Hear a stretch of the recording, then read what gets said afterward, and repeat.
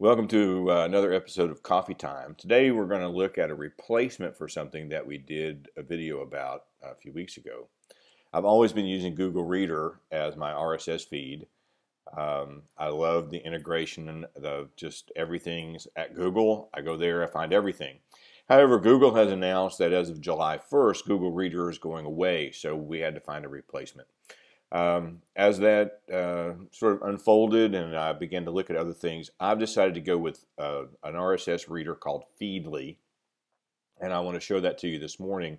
Just a quick overview of what it is and what it does, so that as you're pulling in information from websites across the internet, that you'll have a pretty good idea of where to go to replace Google Reader. So grab a cup of coffee, sit back, and let's take a look at Feedly.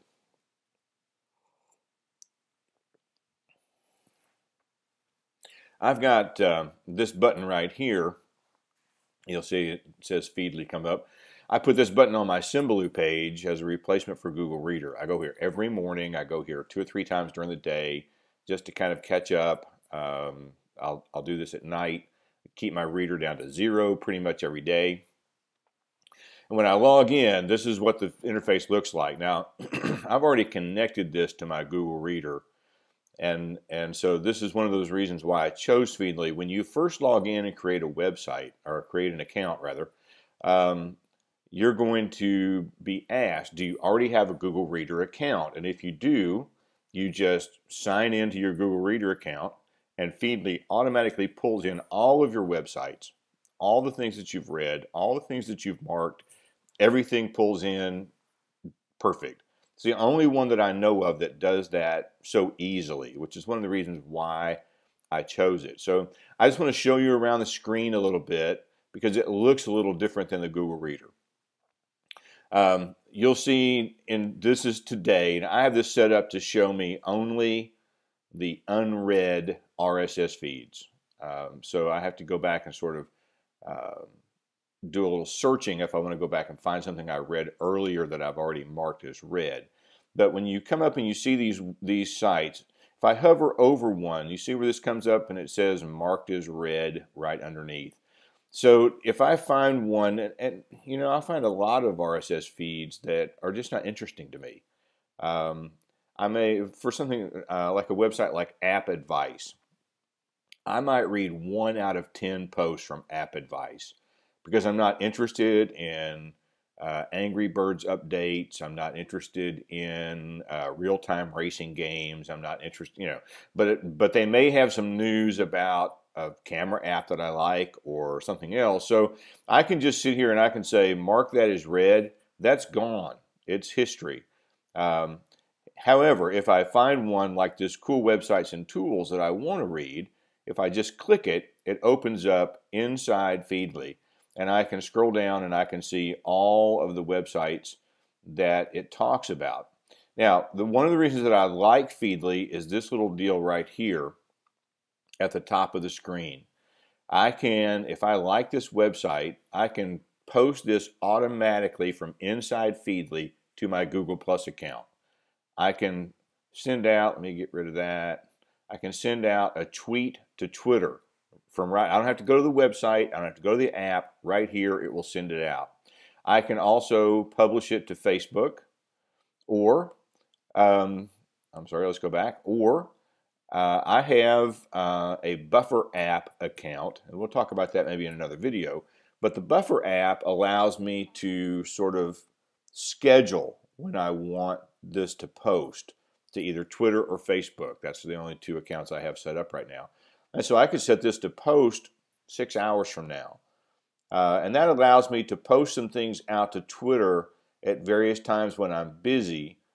Keeps my presence out there, lets people know that I'm there. And I've gained a lot more followers on Twitter from doing that. And that may not be important to everybody watching this video, but it's a pretty cool little site. In addition, I can just as easily send an email out about this to 2 or 3 teachers if that's all that, if it interests them more than it interests me. If it's a social studies site or a math site or a science site, I might just email it directly. And then I can also click this little button right here to save it for later. And if I click that, then I will go over here to the left-hand side and click this little Saved for Later button, and it'll bring up all those that I didn't have time to read right now, but I didn't want them to disappear, and I can look at them later. So that's a little preview of what the site looks like in general.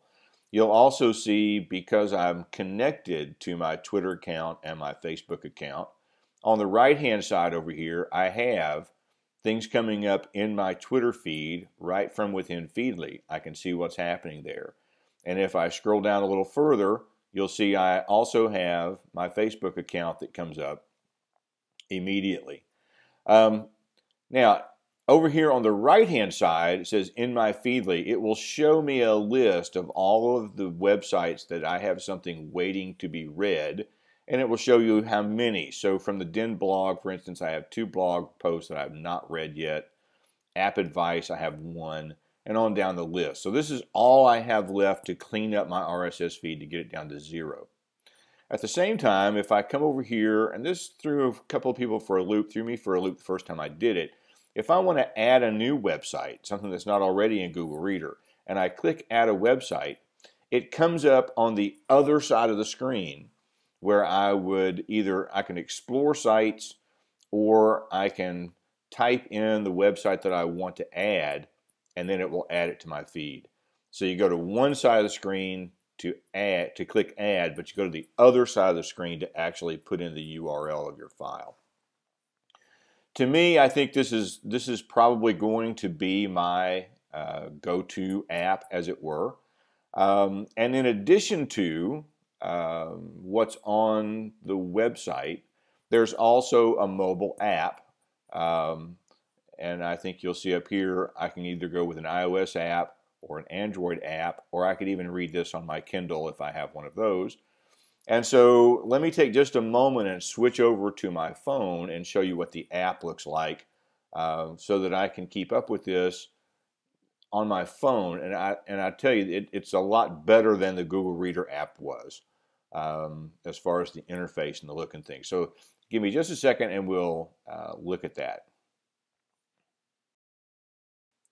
So here is the page where my Feedly app is, and you'll see it down at the bottom, the little green thing with the 3 bars in it. It's sort of a take on the RSS feed logo. And I have just loaded this, and when I pull it up, I've already logged in. It's going to ask me, do you already have a Google Reader account? If you do, log into that first. And this is one of the notes that's left here for me to look at, and you'll see if I'm going to swipe this from the bottom up, and it will take me through this post. Okay. If I swipe it from right to left, then it will take me to the next post, and you can sort of see that I can go around here, and I can move from post to post. And every time I go to swipe it to the left, it marks it as read. And then I can just sort of read down through here, and I can read this post very easily. Type font is beautiful. It'll play video within the app, whatever I want to do. And again, I have the option up here, and I'll just click this little, what looks like a little bookmark thing at the top. I can save it for later. And then I can go back to my website later if I want to and read it there. So if you have an RSS feed, especially if you're using Google Reader and you need to find something to replace it, Feedly, I think, is the one that's going to work for me. I've looked at 3 or 4. I like the interface. I like how easy it is to read. It operates a little different than Google Reader. It takes a little getting used to, but then what wouldn't? So if you have questions, feel free to ask them in the comment section or send me an email. And hopefully you'll be catching up on your reading long past July when Google Reader goes away. Until then, we'll see you next time we have a cup of coffee together.